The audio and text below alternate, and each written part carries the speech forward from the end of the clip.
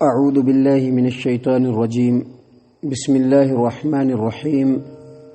ویوم یحشرهم جمیعا یا معشر الجن قد استکثرتم من الانس وقال اولیاؤهم من الانس ربنا استمتع بعضنا ببعض وبلغنا اجلنا الذي اجلت لنا قال النار مثواكم خالدین فیہا الا ما شاء اللہ ان ربک حکیم علیم وکذلک نولی بعض الظالمین بعضا بما كانوا یکسبون۔ اور جس دن ہم تمام کو جمع کریں گے تو کہیں گے کہ اے جنوں کی جماعت، تم میں سے تم لوگوں نے اکثر انسانوں کو اپنا تابع بنا لیا تھا۔ وقال اولیاؤہم من الانس، تو انسانوں میں سے وہ لوگ جو جناتوں کے دوست ہوں گے وہ کہیں گے ربنا استمتع بعضنا ببعض، اے ہمارے رب، ہم نے ایک دوسرے سے خوب فائدہ اٹھایا۔ وبلغنا اجلنا الذی اجلت لنا، یہاں تک کہ وہ وقت آ پہنچا جو تو نے ہمارے لیے مقرر کیا تھا۔ قال، اللہ تبارک و تعالیٰ فرمائیں گے النار مثواکم خالدین فیہا، جہنم تمہارا ٹھکانہ ہے، آگ تمہارا ٹھکانہ ہے اور اس میں ہمیشہ ہمیشہ رہو، الا ما شاء اللہ، مگر جس کو اللہ چاہے، جتنا اللہ چاہے بچا لے، اور بے شک آپ کا رب حکمت والا اور جاننے والا ہے۔ وَكَذَلِكَ نُوَلِّي بَعْضَ الظَّالِمِينَ بَعْضًا بِمَا كَانُوا يَكْسِبُونَ، اور اسی طرح سے ہم ظالموں کو ایک دوسرے کا دوست بنا دیتے ہیں کیونکہ وہ مل کر کے ہی سارے کام کرتے ہیں۔ محترم سامعین کرام، یہ سورۃ الانعام ہے۔ سورۃ الانعام سورہ نمبر 6، اور اسی سورت سے بھی آپ کے سامنے آیت نمبر 128 اور 129 یہ دو آیات تلاوت کی گئی اور ان کا ترجمہ بھی پیش کیا گیا۔ اور ترجمے میں آپ دیکھ رہے ہیں کہ اللہ تبارک و تعالیٰ نے فرمایا کہ قیامت کے روز ہم جنوں کو کہیں گے کہ اے جنوں کی جماعت، تم نے اکثر انسانوں کو اپنا تابع بنا رکھا تھا۔ محترم سامعین کرام، اس آیت کریمہ کے معنی اور مفہوم کی اور زیادہ وضاحت قرآن کریم کے سورۃ الجن کے ایک آیت کریمہ میں ہے کہ اللہ تبارک و تعالیٰ نے فرمایا وَأَنَّهُ كَانَ رِجَالٌ مِّنَ الْإِنسِ يَعُوذُونَ بِرِجَالٍ مِّنَ الْجِنِّ فَزَادُوهُمْ رَهَقًا، یعنی انسانوں میں سے کچھ لوگ جناتوں کی پناہ پکڑنے لگے، جس کی وجہ سے یہ عمل جناتوں کی شرکشی میں اور اضافہ ہو گیا۔ اس عمل کی وجہ سے جناتوں کی شرکشی میں اور زیادہ اضافہ ہو گیا۔ محترم سامعین کرام، تفسیری روایتوں کے اندر مفسرین نے بیان کیا ہے کہ پرانے زمانے میں جب لوگ جنگلوں میں، وادیوں میں جاتے تھے اور کہیں پناہ لینا ہوتا یا ان کو اپنی جان کا کوئی خوف ہوتا یا کسی طرح کی پریشانی میں وہ مبتلا ہو جاتے، تو اس وقت اس وادی کے اندر کھڑے ہو کر کے اس قافلے کا جو سردار ہوتا وہ کہتا کہ اے وادی کے سربراہ، اے جنگل کے سربراہ، ہم اپنے آپ کو تیری پناہ میں دیتے ہیں۔ اور ان لوگوں کا یہ عقیدہ تھا کہ ہر جنگل اور ہر وادی کا ایک الگ الگ بادشاہ ہے، اور وہ جو بادشاہ ہوتے تھے وہ جناتی ہوتے تھے۔ جب یہ پناہ مانگتے تو یہ جو جنات سردار ہوتے یہ بڑے خوش ہو جاتے، پھولے نہیں سماتے کہ دیکھو اب ہم جناتوں کے علاوہ انسانوں کے بھی سردار ہو گئے۔ محترم سامعین کرام، یہ جو جنات ہے یہ غیر مرئی مخلوق ہے، یعنی اس کو دیکھا نہیں جا سکتا ہے، ہماری نظروں سے یہ پوشیدہ ہے، اور اللہ تبارک و تعالیٰ نے جو ان کو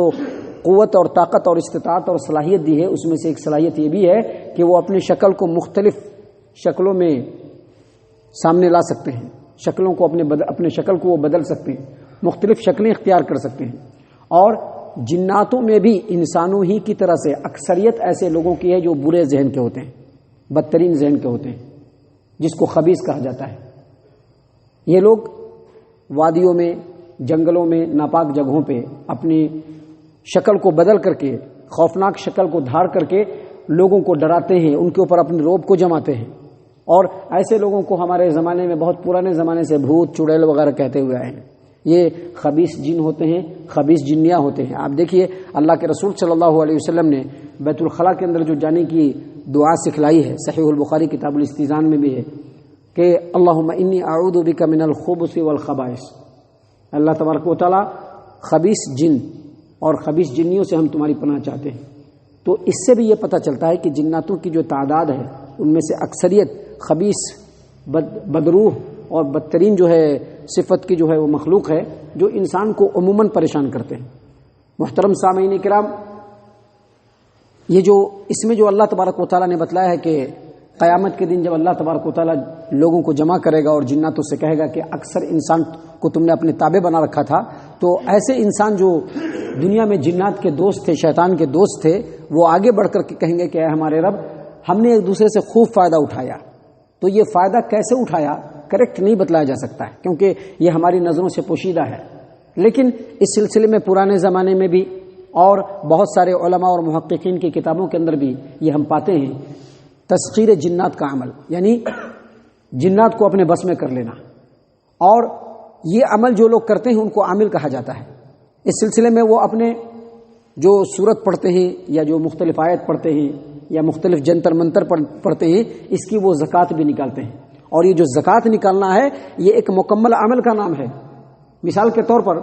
سورہ جن پڑھیں گے، سورہ جن کی زکوٰۃ نکالنی ہے، تو اب وہ کیا کریں گے؟ ایک ویرانے کو تلاش کریں گے،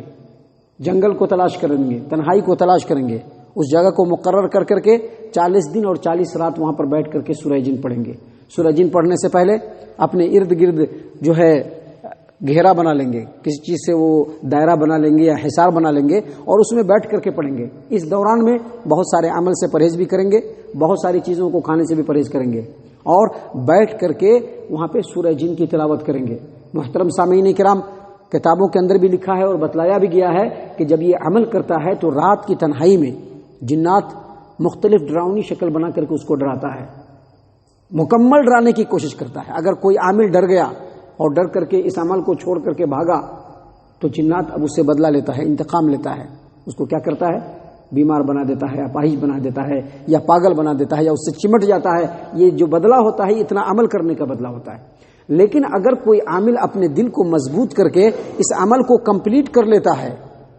تو جناتوں میں سے کوئی ایک اس کے ساتھ لگ جاتا ہے۔ اب اس کو پورا اختیار ہوتا ہے، جب بھی اس کو ضرورت ہو سورہ جن پڑھے گا اور بلا لے گا، اور بلا کر کے اپنے دنیاوی جو بھی فائدے ہیں اس کو حاصل کرے گا۔ کسی علاقے میں دیکھا بھی گیا، ابھی بھی دیکھا جاتا ہے کہ عورتوں کے جو ہے یا انسان کے جسم میں جنات داخل ہو کر کے پریشان کرنا شروع کر دیتے ہیں، تو پھر عامل کو تلاشا جاتا ہے۔ اب وہ عامل آتا ہے تو پھر اپنے مختلف طریقے سے اس کو ٹھیک کرتا ہے اور وعدہ کرتا ہے کہ کمپلیٹلی ہم اس جن کو بھگا دیں گے، اور پھر اس کے لیے نذرانے بھی وصول کرتا ہے۔ پرانے زمانے میں یہ بھی دیکھا گیا ہے اور ابھی بھی دیہاتوں کے علاقے میں دیکھا جاتا ہے کہ جس علاقے میں عامل ہوں گے وہیں پر جنات زیادہ اٹیک کرے گا، اور اس کے پیچھے کارن کیا ہوتا ہے؟ وجہ یہ ہوتی ہے کہ جنات خود، یہ عامل خود جناتوں کو بھیجتے ہیں کہ تم جاؤ لوگوں کو پریشان کرو، کسی کے جسم میں داخل ہو جاؤ، اور پھر یہ ان کو علاج کے لیے بلایا جاتا ہے اور یہ منمانے انداز میں پیسہ وصول کرتے ہیں۔ محترم سامعین کرام، یہ فائدہ اٹھانے کی جو ایک صورت ہے اور اس کی حقیقت اللہ تبارک و تعالیٰ زیادہ بہتر جانتے ہیں، لیکن ایک صورت یہ بھی بتلائی گئی ہے کہ یہ جو عامل قسم کے جو لوگ ہوتے ہیں دنیا پرست، یہ جناتوں کو خوش کر لیتے ہیں۔ خوش کرنے کے لیے مختلف قسم کے ایسے کام جو شرعی اعتبار سے بالکل ہی گناہ ہے بلکہ شرک و کفر ہے، ایسے تمام اعمال کو وہ شیطان کے لیے انجام دیتے ہیں، اور پھر شیطان اس سے خوش ہو جاتا ہے اور پھر منمانے انداز میں شیطان سے جس طرح سے چاہتا ہے وہ کام کرواتا ہے۔ اللہ تبارک و تعالیٰ نے اسی بات کو یہاں پر بیان کیا ہے۔ اللہ تبارک و تعالیٰ نے فرمایا وَيَوْمَ يَحْشُرُهُمْ جَمِيعًا، اور جس دن ہم لوگوں کو جمع کریں گے، یا معاشر الجن، تو کہیں گے اللہ تبارک و تعالیٰ کہ اے جنوں کی جماعت، قد استکثرتم من الانس، اکثر انسان تمہارے تابع تھے، تمہارے انڈر میں تھے۔ تو اللہ تبارک و تعالیٰ نے فرمایا وقال اولیاؤہم من الانس، وہ انسانوں میں سے وہ لوگ جو شیطانوں کے دوست ہو گئے تھے، وہ کہیں گے ربنا استمتع بعضنا ببعض، اے ہمارے رب، ہم نے ایک دوسرے سے خوب فائدہ اٹھایا، وبلغنا اجلنا الذی اجلت لنا، یہاں تک کہ ہم لوگوں کے موت کا وقت جو آپ نے مقرر کیا تھا وہ پہنچ گیا۔ اللہ تبارک و تعالیٰ اس کے بعد کہیں گے کہ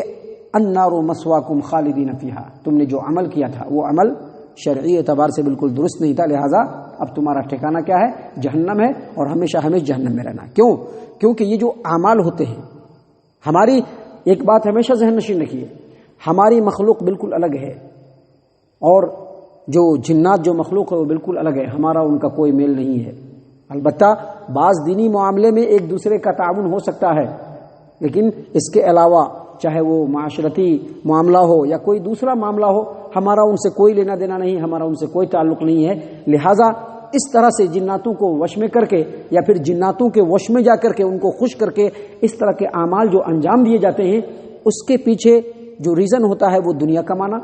اور دنیا کو کمانے کے لیے عموماً جادو کا بھی سہارا لیا جاتا ہے، اور جادو بھی کرتے ہیں یہ جنات، اور اس کے علاوہ غیب کی خبر بھی بتانے کا عمل کیا جاتا ہے۔ یہ جو جوتشی جو ہوتے ہیں یہ اس طرح کے جناتوں سے ساٹھ گانٹ کر کے ان سے غیب کی خبر معلوم کرتے ہیں، ایک بات معلوم کرتے ہیں 100 بات اس میں ملا کر کے پھر لوگوں کے سامنے بولتے ہیں، لہٰذا یہ بالکل اللہ تبارک و تعالیٰ کی نافرمانی، کفر و شرک والا عمل ہے۔ اسی لیے اللہ تبارک و تعالیٰ ایسے لوگوں کو بولیں گے النار مسواکم خالدین فیہا، آج تمہارا ٹھکانہ جو ہے وہ جہنم ہے اور تم کو ہمیشہ ہمیشہ اسی میں رہنا ہے، الا ماشاء اللہ، مگر اللہ جس کو بچا لے،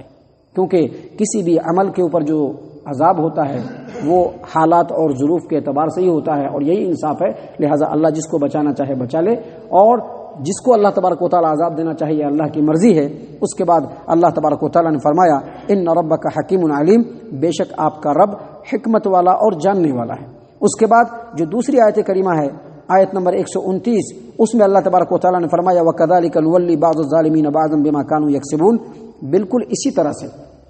جو ظالم لوگ ہوتے ہیں ہم ان کو اکٹھا کر دیتے ہیں، کیونکہ ان کی سوچ میچ کرتی ہے، ان کی فطرت میچ کرتی ہے،